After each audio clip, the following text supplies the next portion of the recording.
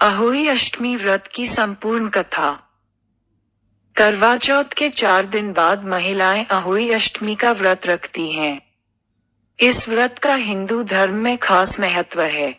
यह व्रत संतान प्राप्ति, उनकी लंबी आयु और अच्छे स्वास्थ्य के लिए रखा जाता है।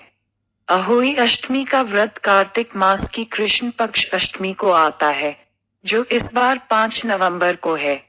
जिस तरह करवा चौथ पर महिलाएं चांद देखने के बाद व्रत तोड़ती हैं, ठीक वैसे ही इस व्रत में महिलाएं तारों को देखकर व्रत खोलती हैं। माना जाता है कि माता अहोई इस दिन महिलाओं को संतानों की लंबी आयु का वरदान देती हैं। इस व्रत की पूजा के दौरान व्रती एक दूसरे को कथाएं सुनाती और सुनती हैं। प्राचीन काल में एक साहूकार था, जिसके 7 बेटे और 7 बहुएं थीं। इस साहूकार की एक बेटी भी थी, जो दीपावली के अवसर पर ससुराल से मायके आई थी। दीपावली पर घर को लिपने के लिए 7 बहुएं मिट्टी लाने जंगल में गई, तो नंद भी उनके साथ जंगल की ओर चल पड़ी। साहूकार की बेटी जहां से मिट्टी ले रही थी, उसी स्थान पर स्याहू साही अपने बेटों के साथ रहती थी। खुरपी से खोदते हुए गलती से साहूकार की बेटी से स्याहू का एक बच्चा मर गया। स्याहू इस पर क्रोधित होकर बोली, मैं तुम्हारी कोख बांधूंगी। स्याहू की यह बात सुनकर साहूकार की बेटी अपनी 7 भाभियों से एक एक करके विनती करती है कि वह उसके बदले अपनी कोख बंधवा लें। सबसे छोटी भाभी नंद के बदले अपनी कोख बंधवाने के लिए तैयार हो जाती है। इसके बाद छोटी भाभी के जो भी बच्चे थे, वह सभी 7 दिन बाद मर जाते हैं। 7 पुत्रों की इस प्रकार मृत्यु होने के बाद उसने पंडित को बुलवाकर इसका कारण पूछा। पंडित ने सुरही गाय की सेवा करने की सलाह दी। सुरही सेवा से प्रसन्न होती है और उसे स्याहू के पास ले जाती है।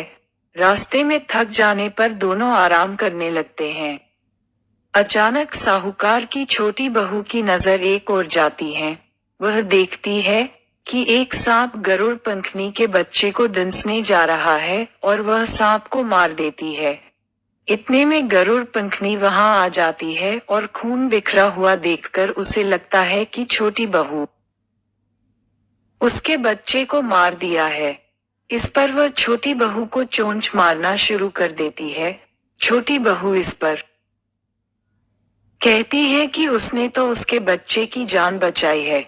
गरुड़ पंखनी इस पर खुश होती है और सुरही सहित उन्हें स्याहू के पास पहुंचा देती है।